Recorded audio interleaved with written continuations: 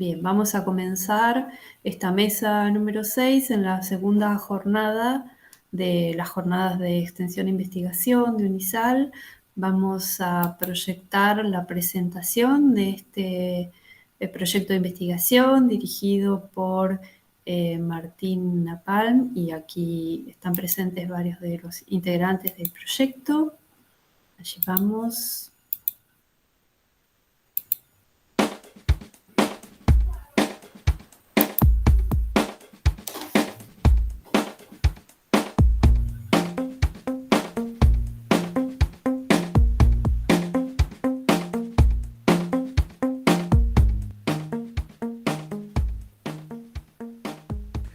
Hola, soy Martín Napal, coordinador del proyecto La vulnerabilidad como fuente de otra institucionalidad económica.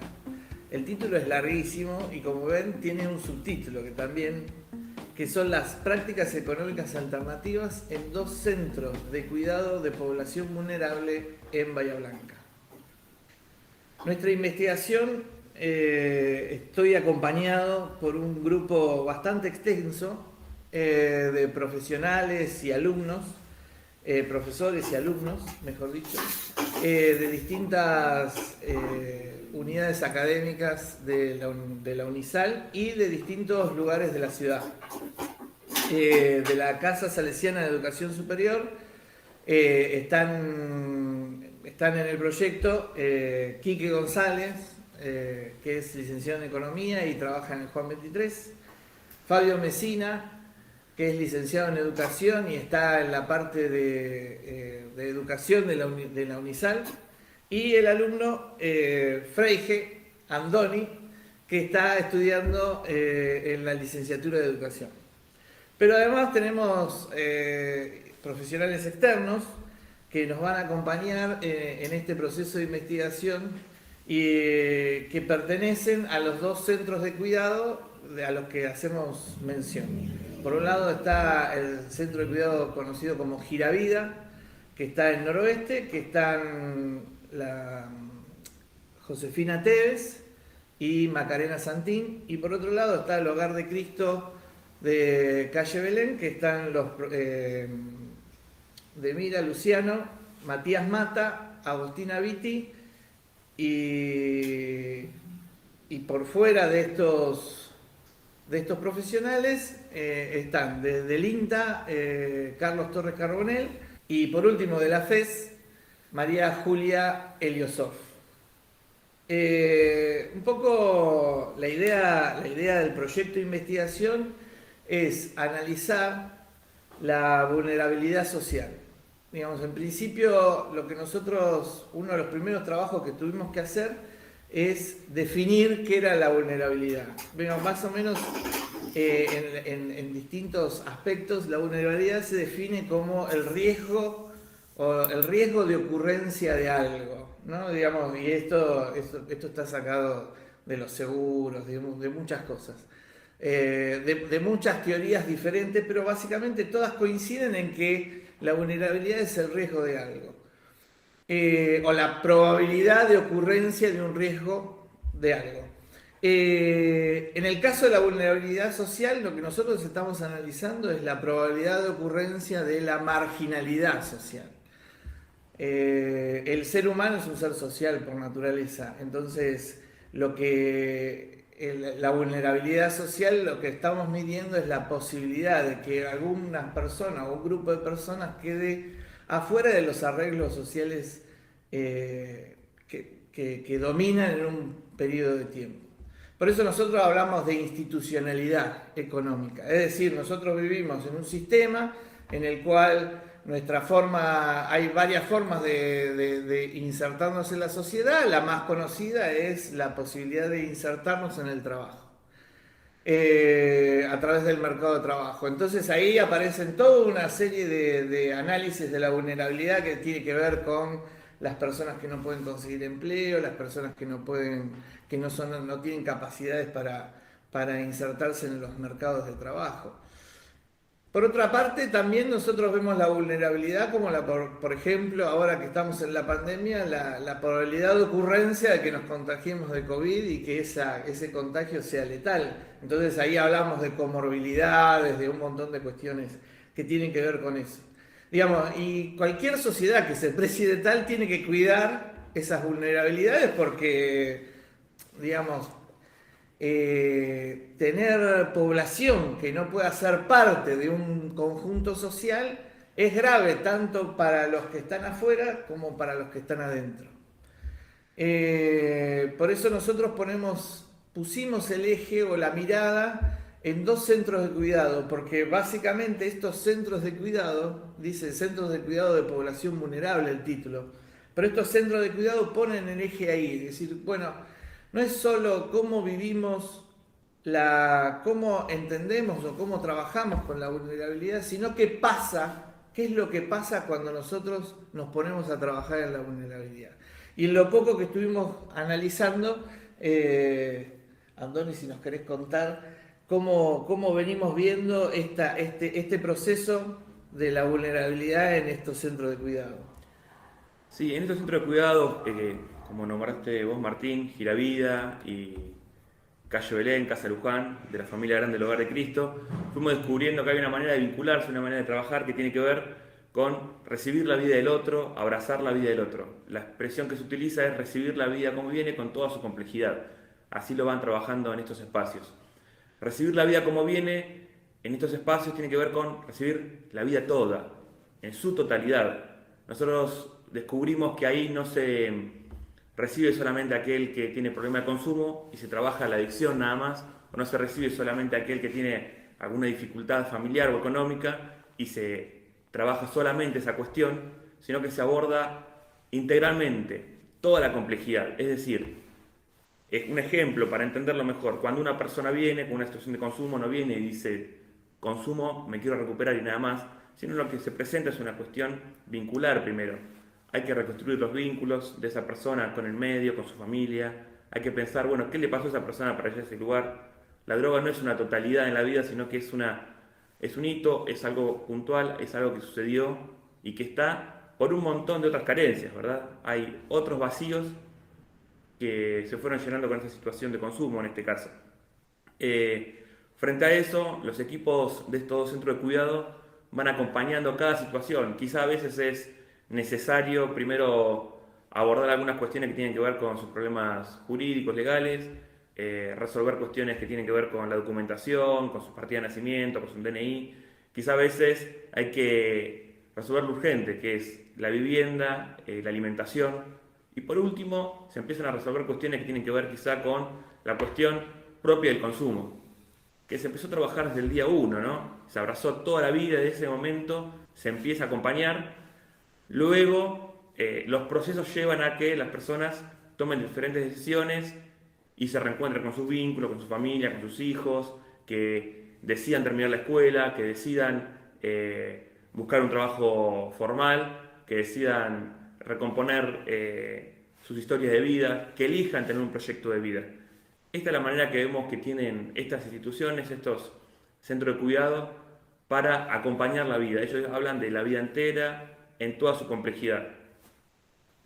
Y bueno, empezamos esta investigación, también nos agarró la pandemia. Entonces, no solo pudimos poner el eje o el foco en estos centros de cuidado, sino que también a partir de diversos trabajos que hacemos en el marco de la mesa de la iglesia, de crisis de la iglesia,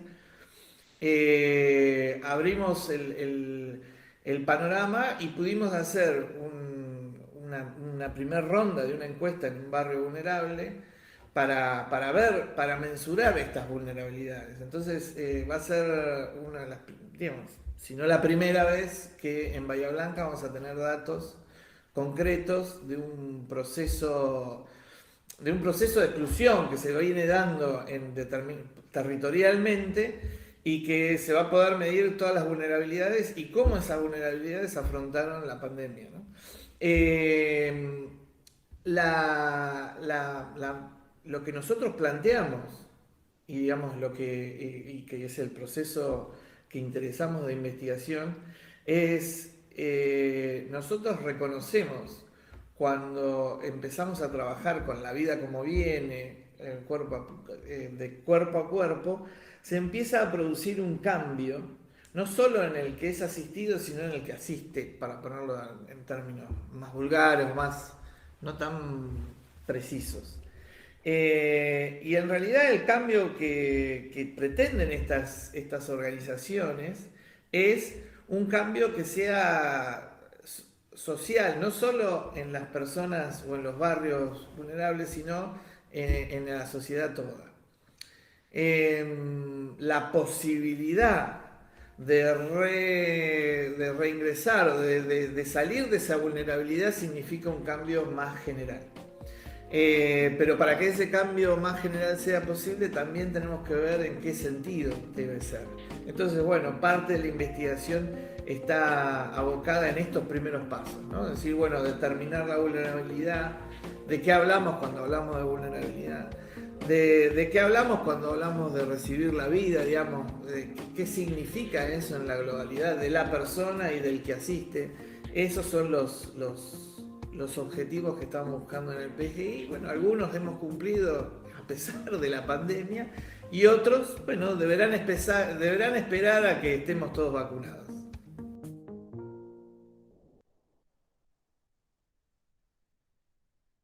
Bien, bueno, hasta allí la breve presentación, por supuesto, Martín y los demás y las demás integrantes, si quieren agregar algo, bienvenido sea. No, me reía del final, ¿no? Debería esperar que estemos todos vacunados, porque en realidad como grupo nunca pudimos juntarnos tan presencialmente, digamos, para discutir estos temas. La pandemia fue un problema, la verdad.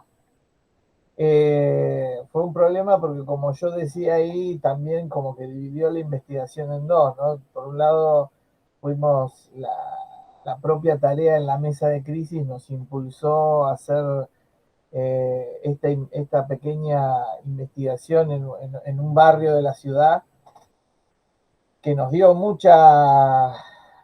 mucho detalle de las cosas, de las vulnerabilidades, de cómo se vivió la pandemia en los barrios más vulnerables de la ciudad, sobre todo aquellas familias que tenían problemas de alimentación, que tenían problemas para sostener la alimentación de su familia. Y es interesante algunos conceptos que salían, que no es interesante para nada, digo, es terrible. En una nota que me hicieron precisamente por esta investigación, uno de los datos que nosotros obtuvimos es que medido el desempleo en el lugar era cercano al 40%, ¿no? Estábamos en agosto. En agosto, la pandemia, el desempleo de las personas vulnerables, un barrio vulnerable de la ciudad, era del 40%. Y del otro 60% que buscaban trabajo, que trabajaban, solo el 20% tenía un empleo en blanco y estable. Y algunos tenían un empleo registrado, pero no era estable, una changa en una obra o en algún lugar así, o un empleo estable, pero en negro. Y precisamente fueron estas dos condiciones de trabajo son las que más sufrieron en la pandemia y las que más sufrieron después, porque nosotros capaz que ahora perdemos a principios de este año, en mayo, fueron otra vez las que sufrieron con el segundo rebrote, porque justamente estos empleos son los que tienden a cortarse. Entonces, yo cuando hablaba con el periodista, la palabra que se me ocurrió fue una masacre. Fue una masacre del empleo, a las capacidades laborales. La otra masacre, que ahora estamos haciendo la vuelta de este censo, es las consecuencias del COVID, lo que se conoce como long COVID. los síntomas que permanecen una vez que termina o está dado de alta el paciente. Los síntomas más persistentes son básicamente la fatiga en estos barrios, la fatiga y los estados migrañosos, el dolor de cabeza. Digamos, si uno es albañil y tiene que cargar una bolsa de cal de 50 kilos, 25, la de cemento de 50. 25, bueno, si tiene fatiga va a ser muy difícil seguir siendo albañil. Entonces digo, también la pandemia como que impactó en estos barrios, no solo en las imposibilidades de vincularse con el resto de la sociedad o de quedar contenidos con el resto de la sociedad, sino además las consecuencias de la enfermedad en los barrios vulnerables, porque como en un momento se dejó de medir, se dejó de insistir a la gente que si se sentía síntomas llame, entonces muchos en los barrios no declararon haber tenido COVID, pero después declaran tener los síntomas persistentes del COVID.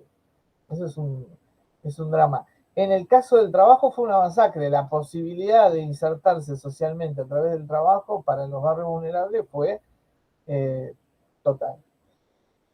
Para las personas que acompañamos, sobre todo las que se acompañan desde Calle Belén, también, porque uno de los principales recursos de los que asistimos en Calle Belén son chicos que trabajan en la calle, ya cuya posibilidad de insertarse, de obtener el sustento está vinculado a la posibilidad de hacer trabajo ambulante, de venta ambulante o estar ahí. Por lo tanto, se jugaba un doble problema. El lugar donde se vinculaban era la calle, donde tenían la posibilidad de trabajo era la calle, eso se vedaba, y también el lugar, no tenían muchas veces el lugar donde vivir. Eso, entonces, bueno, ahí todo el tema de los conventillos, no sé si aquí que querés contar, cómo desde la vulnerabilidad se va gestando otra forma de hacer economía. Sí, en realidad Martín estuvo presentando más que nada el lado de la vulnerabilidad. Entonces, frente a esto, bueno, cuáles son las estrategias, las construcciones que se va haciendo desde la carencia que se vuelven potencia, ¿no? Y entonces ahí el trabajo, para mí, una frase que es interesante con la que trabajamos, mencionaron mucho esto de la vida como viene y a partir de ahí recibir las vidas, y hay otra más que es muy fuerte en la metodología, tanto del trabajo en los dos espacios que se están tomando como referencia, como en la metodología de la propia investigación, que es el tema del cuerpo a cuerpo. O sea, en este descubrir el cuerpo a cuerpo, vamos viendo cómo cuando nos vamos acercando y trabajando juntos y estando en lo particular, se va dando una situación de cambios de instituciones. Normalmente, justo se agarraron todos los perros, disculpen, normalmente cuando pensamos desde las universidades, desde la academia, desde los programas, desde los proyectos, desde todos lados, pensamos un modelo y tratamos de ver cómo la realidad la encajamos en ese modelo. Y lo que está ocurriendo y lo que pudimos divisar muy claramente en esta situación de vulnerabilidad es que el proceso es inverso. Cada acción concreta que van realizando para salir adelante con toda esta vulnerabilidad presente, empieza a generar una nueva institucionalidad, una nueva manera de resolver. Y nosotros lo que queremos rastrear a partir de eso es cómo estas nuevas maneras de resolver generan instituciones distintas y entonces después van haciendo traducciones hacia lo macro. Entonces, desde lo muy pequeño y singular, cómo se puede llegar a traducciones macro que empiezan a generar otro tipo de institución para contener esta vulnerabilidad o para acompañar esta vulneración que tantas personas están teniendo en un contexto tan golpeado además. Digo, esto como para para terminar un poco la presentación. No sé si Yael o Agustín, que no pertenecen, o bueno, Laura, Héctor, si tienen alguna duda con el proyecto, podemos seguir metiéndonos en algún detalle, pero por ahí como para completar la presentación. Que era muy temprano, estábamos muy dormidos con Andoni y hacía mucho frío, así que tuvimos que terminar rápido.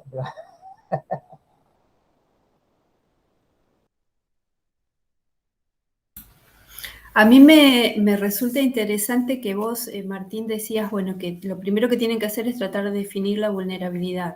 Y una cosa que se me ocurre pensar, no es que porque a mí se me ocurre, sino que recuerdo a Irene Basilachis en un curso diciendo esto, ¿no? No hay que hablar del pobre, hay que hablar de una persona en situación de pobreza, que es distinto, porque es el modo de no adosarle algo intrínseco o esencial, ¿no? Y me parece que con la vulnerabilidad pasa lo mismo. Hay situaciones de vulnerabilidad, hay personas en situación de vulnerabilidad, pero no es que son vulnerables en sí, de una vez y para siempre. Hay un aspecto coyuntural de la vulnerabilidad que me parece interesante marcarlo, porque si no, bueno, es causa perdida, ¿no?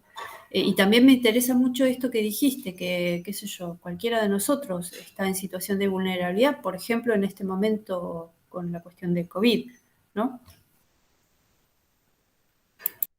El concepto de vulnerabilidad, más académicamente, viste, fue discutido. Todos los conceptos en la academia se discuten. A veces, para nosotros, a veces sin sentido. En realidad nosotros mostramos una, una foto. Decir, bueno, yo tengo una persona, ayer en una ponencia, digo, en los hogares de Cristo, decir, nosotros recibimos a los más rotos. Digo, ¿y qué tiene que ver? Con decir, el tipo que está roto, está frágil, fue golpeado, él no es roto, lo fueron haciendo roto, digamos, él no nació roto. No, ninguno está llamado a ser roto ni vulnerable, todos estamos llamados a ser plenos. También obviamente nosotros partimos desde la fe también, ¿no? Es decir, esto por ahí queda implícito, está implícito, habría que explicitarlo más, ¿no? Nosotros partimos desde la fe, Dios nos llama a la plenitud, y esa plenitud es con todos, es decir, es en un todo social completo, ¿no? Digamos, partimos desde ese lugar, que es un lugar, bueno, es un lugar, es una posición, si quiere, política, de visión filosófica, económica, desde dónde nos plantamos. Entonces, nosotros, cuando vemos una persona que está rota, que está vulnerable, decir, no, el primer mensaje que queremos dar es decir, vos estás llamado a la plenitud tuya. Y esa plenitud se hace con lo que podés, con lo que te quedó, con las cicatrices, como viene. Por eso es la vida como viene. Y es interesante aquí que este cuerpo a cuerpo, porque digo, bueno, yo si lo miro de lejos no le veo las cicatrices, ¿sí? Sobre dónde construir. Yo se lo tengo que mirar de cerca para saber dónde están las cicatrices, empezar a trabajar sobre ahí. Digamos, un trabajo muy interesante es el que se logra cuando, por ejemplo, con los chicos en la cárcel, cuando se le van resolviendo pequeñas cuestiones de trámites judiciales que parecen imposibles para ellos, pero nosotros por ahí nos encargamos. Ahí, Lucho, si querés comentar algo, pero digo, que nos vamos encarando cuando se resuelven esas cosas, como que bueno, le vas resolviendo, se van resolviendo determinadas cuestiones que son, eh, si se quiere, el documento, ¿no? A ninguno de nosotros se nos ocurre no tener documento, ¿no? Pero nada, es una realidad. No sé, Lucho, si vos querías comentar algo. Sí, no, con respecto una de las cuestiones es el tema del DNI, que se nos está dando muchísimo porque les cuesta mucho conseguir turno y entender un poco el proceso y a veces acercarse para completar todos los requisitos y poder tener el DNI que les traba en un montonazo de trámites. Y otra de las cuestiones particulares que se dio esta pandemia es con el tema de todo lo que de que encontramos en una restricción total la circulación y muchos de estos pibes y pibas estaban en situación de calle. Entonces, cuando apareció todo esto del artículo 205, estas sanciones del Fuero Federal y las detenciones por violar la cuarentena estricta, se generaba toda una cuestión de que, si bien la ley penal, si bien todos somos iguales para la ley, no todos son tan iguales que otros, y entonces se genera ¿cómo se llama? Esta cuestión de que a estos pibes se le era mucho más aplicable la penalidad de una ley cuando no la podían cumplir porque directamente no tenían un techo. Entonces ahí tuvo todo un trabajo de articulación en cuanto a pensiones y demás para que puedan estar a resguardo, digamos, durante ese periodo y eviten esta cuestión con la ley penal que el Fuero Federal y que hoy en día estamos acompañando. Bueno, eso básicamente, después a toda la cuestión que estos pibes y pibas atraviesan en cuanto a todo lo que la cuestión delictiva que a través de su vida arrasada trae a colación y se van generando conflictos con la ley penal y que obviamente llegan a los juzgados, no entienden por qué están en esa situación, no entienden el delito que se le imputa, se pierden esas comunicaciones entre defensores. Bueno, ahí estamos acompañando y haciendo todo ese puente para que de alguna manera el proceso se lleve de otra manera y a su vez que también jueces, en caso de jueces de ejecución y fiscales, entiendan que muchas veces hay determinadas situaciones que ameritan otra mirada y que es importante tener otras contemplaciones cuando hay instituciones y organismos que acompañan a estos pibes y pibas y que hay otra expectativa de generar un proyecto a futuro. Así que bueno, ese es un poquito el resumen de lo que estamos acompañando desde el proyecto y en los dos dispositivos. Digo, desde esa sanación de algunos aspectos van surgiendo otras posibilidades, el acceso a los programas de contención, el acceso a qué sé yo, ahora hay un programa nacional que se llama Potenciar, que te permite generar procesos de trabajo, digamos, en prototalleres y poder pensar la vida de uno de estos chicos en términos de carpintería, en términos de soldadura, qué sé yo. Bueno, pero no tenés el documento, no tenés quit, listo, no tenés nada, no podés acceder. Entonces, muchos de los programas que podíamos haber accedido como para pensar en otra forma de incorporarlo fueron se cercenan por esta fragilidad, ¿no? Entonces digo, está bueno esto que decís vos de la vulnerabilidad no se nace, ¿no? Es un sistema que le pone, le oprime, vamos a decirlo así, le impone a estos chicos una vulnerabilidad, una fragilidad dada, ¿no? Esa mirada de la fragilidad, de la vulnerabilidad está. Y lo interesante, creo yo, de la propuesta, que está todavía sigue, era semilla hace un año y medio cuando empezó, y sigue siendo, ¿no? Sigue siendo como, bueno, estamos pensando por acá. Porque como decía aquí, que nosotros no partimos de un modelo. Queremos ver cuál es el modelo, digamos, está bien, yo te curo una herida, te curo una fragilidad. Bueno, ¿cuál es el modelo que surge de ahí? ¿No? Es decir, estos centros de cuidado te abrazan, te tienen, te miran de cerca, están con vos. Bueno, ¿qué modelo surge o qué forma de organización alternativa a la que hay surge a partir de esa realidad? Eso me parece que sigue siendo la potencia del proyecto, todavía no está desarrollada, ni mucho menos, pero digo, lo que venimos trabajando, lo que venimos escribiendo en nuestros propios trabajos, es lo que nos va dando un poco ese norte de buscar por ahí. Sí, por ahí unas primeras intuiciones que van saliendo, que pueden ir generando algunas líneas hacia las conclusiones, tienen que ver con, por ejemplo, descubrimos que la mayoría de los acompañamientos que se hacen de las situaciones de vulnerabilidad, encaradas desde modelos académicos y no desde el descubrir cómo generan institución las propias personas y las propias comunidades, muchas veces son modelos de acompañamiento en los que se les resuelve desde la perspectiva de uno que interviene, entonces se aborda la situación y se desborda la situación, porque quitas el protagonismo de las personas en la situación. Entonces nosotros ahí, la primera herramienta quizás teórica que agarramos, como que un poco mencionó Martín, es esta idea de Magnif, de toda vulnerabilidad es carencia y potencia a la vez, ¿no? Y entonces con esta idea de potencia, nosotros lo que fuimos a buscar fue las potencias. Bueno, en ese espacio de carencia, ¿qué potencias surgían? Y lo primero que descubrimos, y esta es una primera intuición, es que cuando empezás a acompañar a las personas en su situación y no la reemplazás, sino que estás al lado y descubriendo juntos los accesos, lo que logran es reenamorarse de la vida, que esto no está en ninguno de los modelos planteados. Y al enamorarse de la vida empiezan a buscar sus propias soluciones. Entonces ya no necesitas resolver, lo que necesitas es acompañar a que vuelvan a recuperar o redescubrir su capacidad de resolución, redescubrir sus ganas de buscar la solución.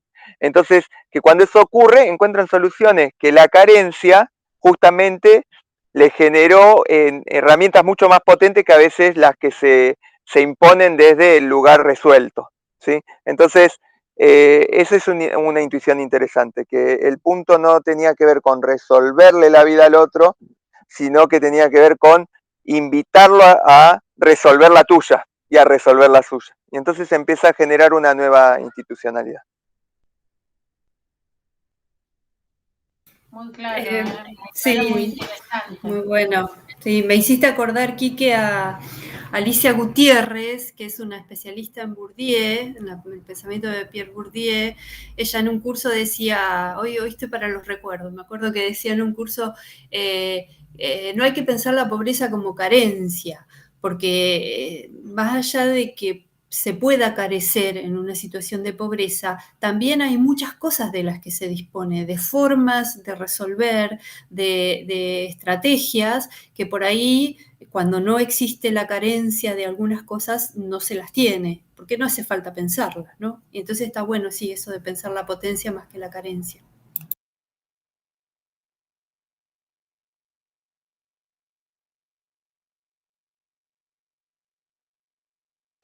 No sé si hay alguna pregunta. Si hay comentarios, preguntas. Si no, podemos seguir hablando. A nosotros nos entretiene hablar. Sí, me consta que no habría problemas para la palabra. No, digo, a ver, a mí me parece súper interesante escucharlos.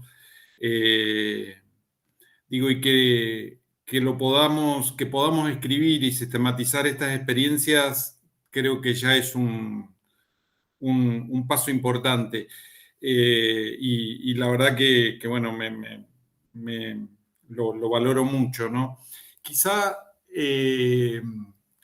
tengamos que hacer nosotros, incluso desde la universidad, el esfuerzo por conectar. A lo largo de estos días han ido pasando, sobre todo desde ayer, pasando muchas microexperiencias que tienen que ver con esto.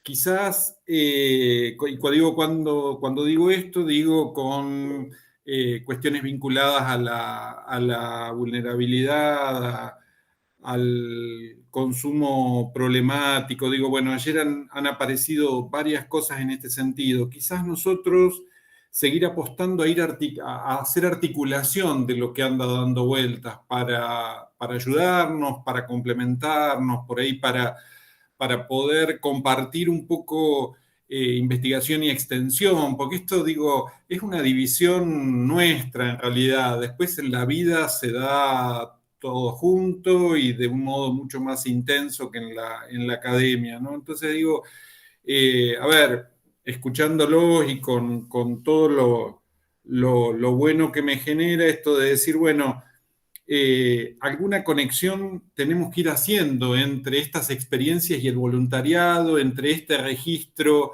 y la gente que está haciendo el seguimiento de los consumos problemáticos. En fin, digo, nada demasiado concreto, pero muchas ideas como para ver cómo podemos sobre todo articular y fortalecer, ¿no? Nada, era un poco en esa línea. Sí, por ahí a veces es cuestión de generar el espacio, ¿viste? Esto, digamos, a mí, una experiencia interesante fue la mesa de crisis de la iglesia para nosotros. Como grupo también, como forma de trabajo. No te escuché, Martín. ¿La mesa de? De crisis de la iglesia. Ah, sí. Que se armó con la pandemia. La verdad que fue una experiencia, sigue siendo una experiencia interesante, de apertura, de contactos. Nosotros hicimos una experiencia de seguimiento de servicios en general, ¿no? Digamos, coordinamos, ahí estaba Macarena, encargada de todo un sector. Y digo, es interesante cómo se van, digo, digamos, hay una que tiene que ver con la forma de resolver, nosotros le ponemos economía social, otro le pone, digamos, cuando lo que organiza es esto es decir, la potencia, lo que organiza es la potencia de intentar resolver una situación de injusticia. Es igual. Eso tiene una potencia, tiene una forma de comprometerse con la realidad que no tienen otra forma de vincularse. Digo, me parece que tiene que ver con eso, darle un espacio para poder encontrarnos, poder encontrarnos y hacerlo, y hacer que esa participación nos sirva a todos, ¿no? Me parece que ese es el camino, ¿no? Me parece que por ahí como comunizar lo que podría haber es eso, ¿no? Decir, bueno, digo, che, muchachos, juntémonos acá, toda esta experiencia, o no nos juntemos, simplemente empezar a seguirlas. Sí, bueno, porque después cuando vos tenés un seguimiento, después juntarlo es mucho más fácil. Eso es lo que nos pasó a nosotros. Nosotros el año pasado llamábamos. Este año dijimos, che, nos juntamos un día, hacemos una misa y hacemos esto, y ahí estuvimos todos. Digo, me olvidé de decir en la misma línea, Martín. Digo, a Luciano lo reencontré después de mucho tiempo, hace un mes y pico, y no se me hubiera ocurrido que podíamos contactar con el tema de la cuestión de la situación en privación de libertad. Nosotros en la universidad hace 3 años que tenemos un proyecto radicado en el CENS que funciona dentro del penal. Entonces, claro, digo, ese tipo de cuestiones son las que tenemos que fortalecer. Y por otro lado, digo, el equipo de investigación está intentando ver cómo generar alguna línea de extensión también dentro del proyecto. Entonces digo, a ver, creo que estos son los encuentros interesantes y a veces muy informales, pero muy potentes de poder sumar en ese sentido. Digo, me refería a eso, ¿no?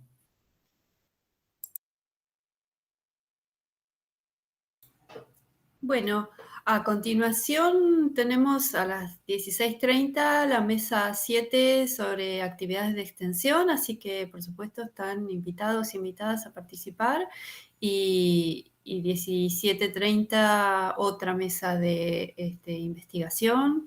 20:45 es el brindis, ahí están especialmente invitados, invitadas a brindar virtualmente, pero va a haber brindis. Así que allí nos vemos. Un gusto verles. Muchas gracias, un gusto. Adiós, hasta luego. Bueno, Un vamos a seguir en gustazo. contacto. Gracias. Un abrazo. Gracias. Chao. Nos vemos. Hasta luego.